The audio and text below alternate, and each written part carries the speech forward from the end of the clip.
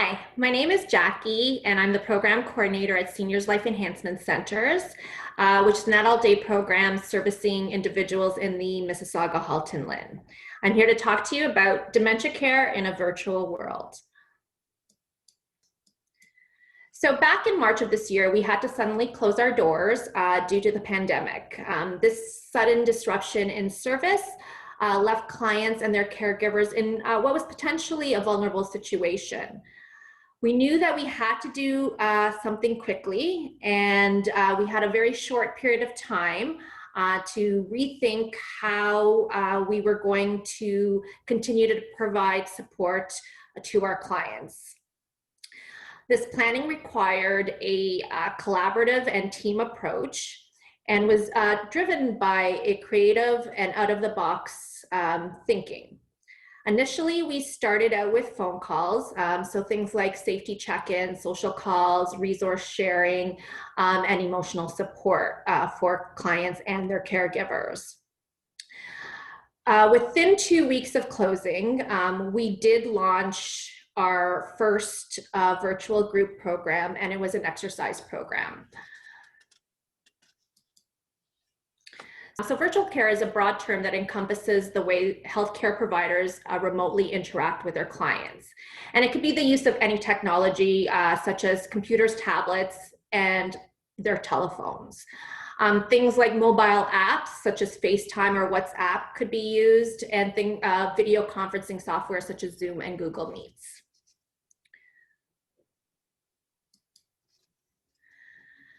So in the first 2 weeks while we were planning, we did survey our clients and their care partners to determine what technology they had access to, and also to get a sense of what types of programs they would want to see us offer in this sort of virtual setting, and programs that would meet their needs at that time. So we quickly identified that there were some challenges or barriers, being limited access to technology, limited knowledge on the use of technology, limited time, and physical distance. All clients and care partners had access to a telephone, but not all had access to things like a smartphone, and some clients did have access to tablets or personal computers. Most clients with tablets or computers did need some form of assistance. When it came to video conferencing and those apps associated with them, that was kind of new to most of the folks we were dealing with. And so we had to really explore what types of software or platforms would be most useful or easiest for our clients to access. Caregivers who were still going to work and or working from home identified having limited time to spend supporting the person that they were caring for. So they may have access to the technology, but just not the time to sort of sit with their loved one and really work through some of the those technology pieces that were needed.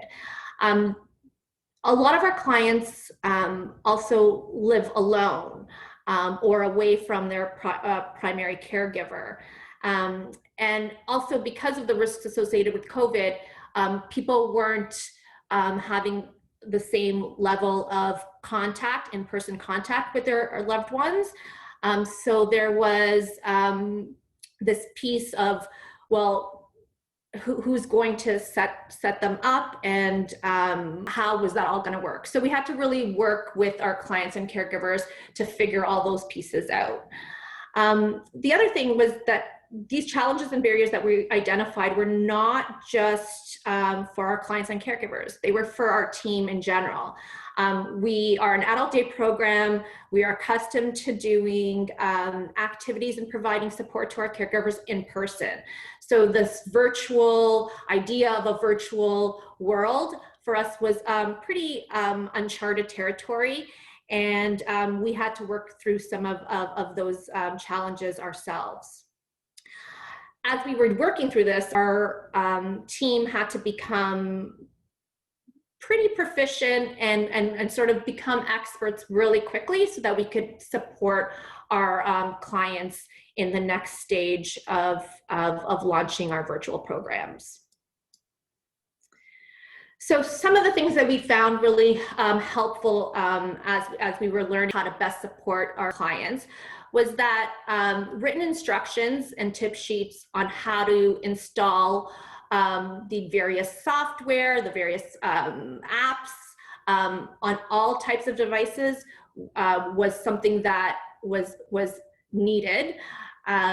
We also did over the phone step-by-step walkthroughs.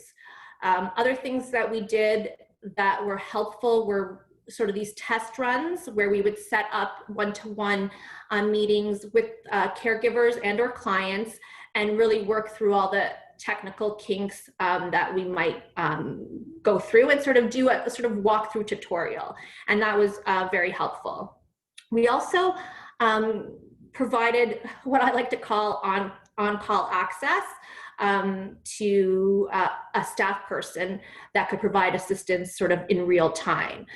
So, you know, within our working hours, there was always somebody available to call or email that could kind of just at that time assist folks getting onto the various platforms we were using.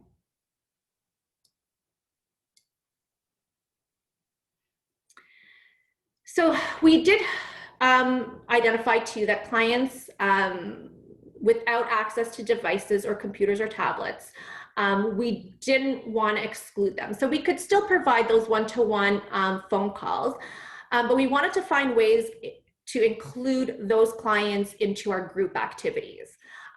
Because again, in our conversations, the group programming was what people were going to be missing going into the day program. So we wanted to be able to still connect individuals with their friends and with staff.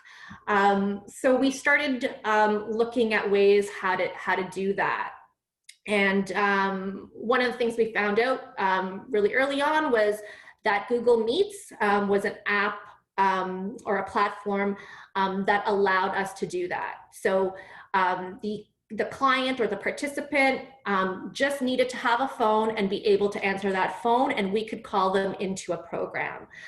So they may not see us visually, but they could hear all the different participants in the group.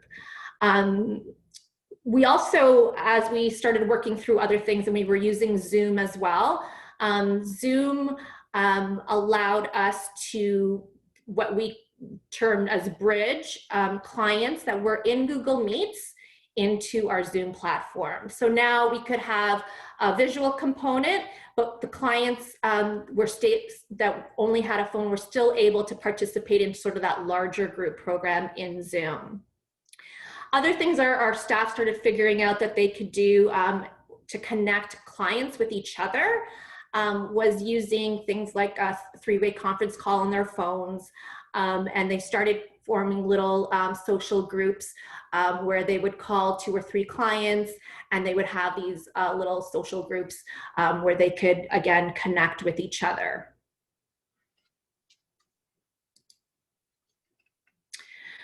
So one of the things that we also identified was that virtual programming in groups was not for everyone.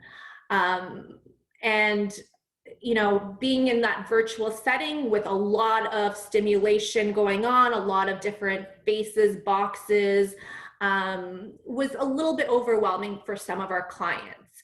So we did identify that there were clients who would benefit from one-to-one programs using some of the same technologies. So we could do those sort of one-to-one FaceTime programs using Google Meets or Zoom, and in some cases, just that like a WhatsApp application where a caregiver could use their phone and still be able to see a staff person on the other end.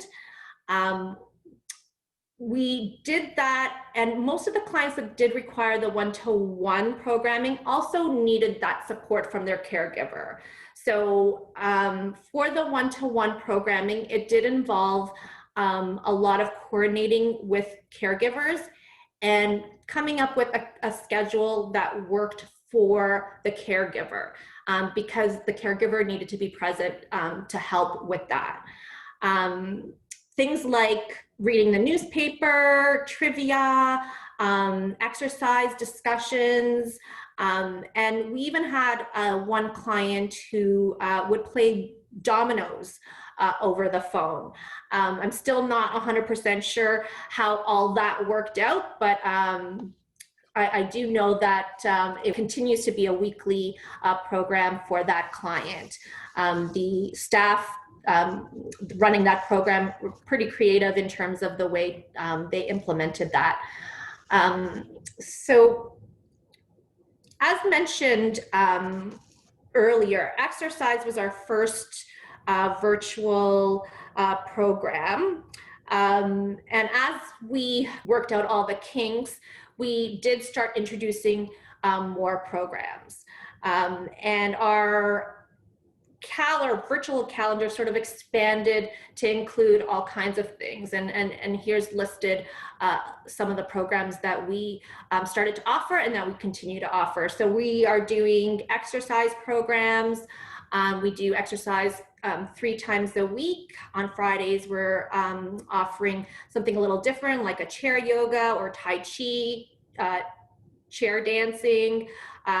We do music programs, so we have some pretty talented staff who do a performance, a live performance, and the clients are able to sing along with the songs. They're all familiar songs.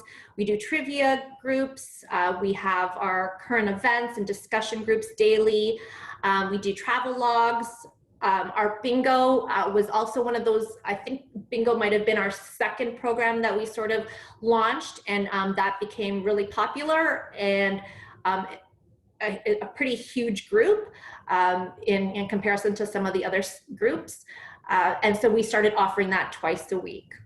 We do things like reading groups, word games. We play different dice games, so we were able to adapt some of the tabletop activities that we would do on site to this virtual world. So again, a lot of out of the box thinking and a lot of creativity in terms of how to sort of adapt those day-to-day activities into this virtual setting.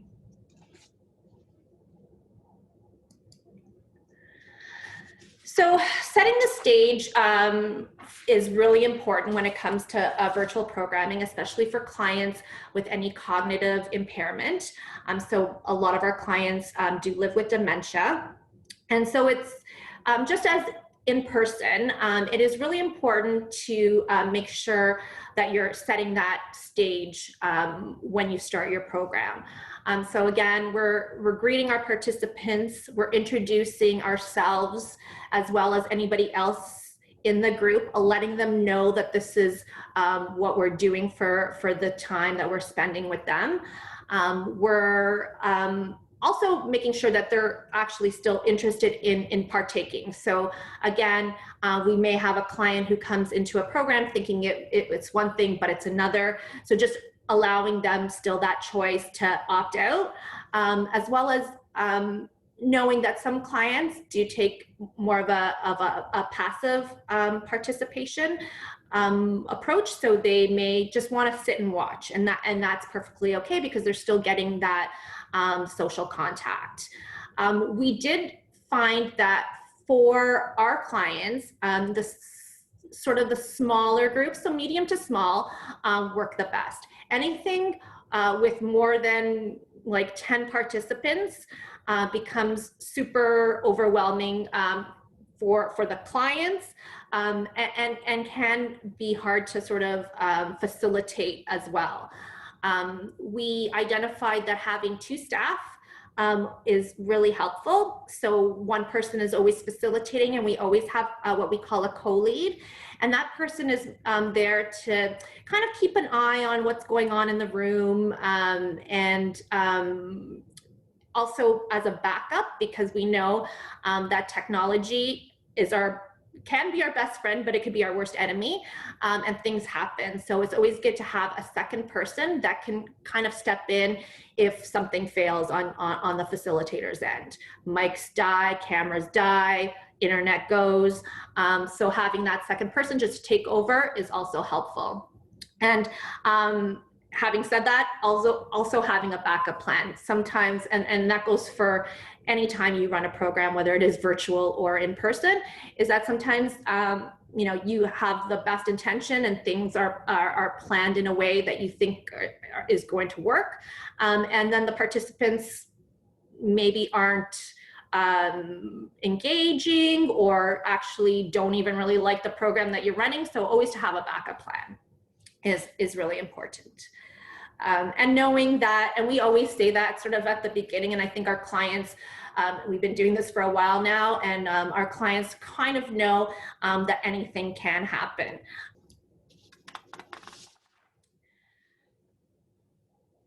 So for, communication, there's some communication tips. And again, this goes for in-person as well and virtual. But in the virtual setting, things like keeping the background noise to a minimum is extremely important. So we've had to work, sometimes we have clients who live in group settings, or who have a caregiver who's still working from home, so there might be things going on in the background. So we do make sure to ask all our participants and their care partners to try to keep that background noise to a minimum, because it can be really distracting to the participants. Also making sure we're checking in frequently with our participants to ensure that they can hear us, that they can understand what is being said, or even seeing what is happening. It is important to speak clearly and to pay attention to the tone of your voice and how fast you are speaking or reading. Things like facial expressions and body language are also very important. So again, although it's a virtual setting, you want to make sure that you are engaged and that you are using your body and your facial expressions to engage the participants. Again, even just calling individuals out, asking for their opinion by name so that they know you're talking to them directly. Sometimes you're facilitating a discussion, so you have to allow for people to have their turn. So again, you're letting folks know that Mrs. Smith is speaking right now, and then you can kind of just facilitate that discussion. You also need to give participants time to respond. In person, again, it feels a little different. So somebody who already takes a while to respond, it feels like they a lot longer in the virtual setting. That moment of silence kind of seems stretched, but it's really important to be able to give that person that extra time, because there's a lot more that they're processing. They're processing the visuals. They're trying to figure out, who is actually speaking to them. So sometimes they just need that extra time. And repeating and rephrasing as needed is always key as well. When it comes to online visual programs, it's really important to pay attention to what you're putting on the screen. So again, things like, if you're asking somebody to read something, you're going to want to make sure that the font size, the type of font, and the color that you're using is something that reads easily. When you're doing anything visual, pictures are, you know, they say pictures are worth 1,000 words, and it's true. So when it comes to, you know, a trivia program, let's say, you may want to have a picture along with the word you're describing. If you're using videos, what we found, so we've, you know, explored a lot of different YouTube videos, and we use YouTube is like our best friend when it comes to some of our programs, such as travel logs and things like discussions. We'll take clips and interesting things that you can find on YouTube to talk about. Some of those videos do have very distracting background music that sometimes impedes the ability to understand, or it's just a lot of stuff that is difficult to process. So we like to stick to videos that have minimal so one or the other. So either just a voice or just music. And those seem to work the best. There were some really positive things that we took from this whole experience. And one of them was that it provided new experiences and learning opportunities for not only our clients, but for the team. It was a way to stay connected in a way that we didn't know was possible. And now, you know, we've been doing this for now 7 months. So it has been really helpful, not just for our clients who get to participate, but for the staff to still have those really strong connections with our clients and their caregivers. For our clients, having this virtual calendar of activities that they participate in daily, it does still provide that sense of routine that they would have received if they were going to the day program. And it's also helped maintain some of their functions. So again, we're still engaging them in intellectually stimulating activities. They are having social opportunities. They're again, just even using the telephone and having those conversations, it's helping to maintain those abilities. It's also something that we, at the beginning, weren't sure how much respite it was going to provide our caregivers, because again, for some of our caregivers, you know, they are there supporting as well. But as you know, our clients got accustomed to the routine, now we hear from caregivers that hour, 2 hours, for some of our clients, they start with us at 10:30 in the morning, and they're there till 12:30, and then they break and they return in the afternoon. That time of day allows caregivers to step away to do something different. We hear from caregivers that maybe sometimes they don't necessarily have the energy or the know-how or even patience to sit and do something engaging with their person. And so that piece has been really helpful for our caregivers. One of the things that we hear from the staff is that they have been able to connect to our clients and our caregivers especially in a different way that they might have not had an opportunity to in person. So for some of our staff who never really had you know, personal contacts with caregivers, now they're, you know, talking to caregivers weekly, some daily. They're getting to just form like a different relationship, build that rapport, and just see things from a different perspective, and being able to support them in a different way that they may have not been able to, you know, through their day-to-day on site. So, you know, that's been really helpful for, you know, the team itself. And I guess that's kind of, as we continue on our journey, we, you know, we continue to learn, and we are still trying to find other ways to bring in more clients into our virtual programs. And as you know, caregivers learn from other caregivers about what we're doing, they then see that it might be possible for their person as well. And so we've been able to, you know, continue to bring in more clients as the time goes by. The last slide is just a sample list of some activity resources that we find helpful, that we've shared with caregivers. So some of the things, you know, again, clients who aren't participating in the virtual programs, we do still want to support them in other ways. So again, through those phone calls, but we also want to give caregivers tools and things that they can do at home. So there's all kinds of free things, printables that you can access to help. And then, you know, if you know your clients and you know their interests, you can sort of direct them to, you know, videos that they might be interested in.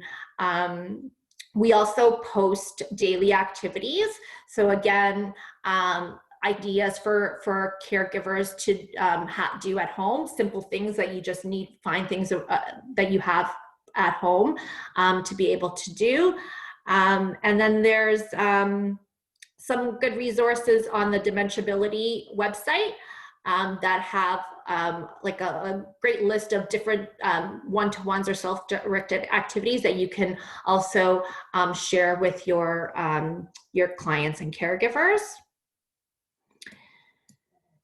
And you know, I had said we've been doing this for 7 months now, and we are really excited to be able to expand our services to the greater community.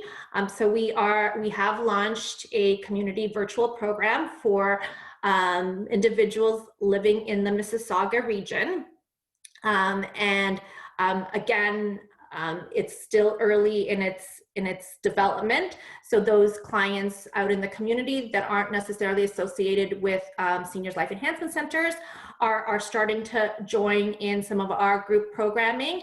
But once we have, you know, once that expands, we will have almost a separate program where there's going to be, you know, a lot more clients being able to participate.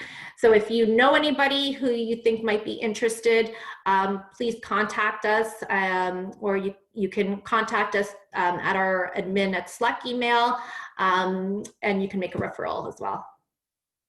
So I'd just like to thank you, and just a reminder that you can, there's a link for an evaluation in the description section below this video. Thanks.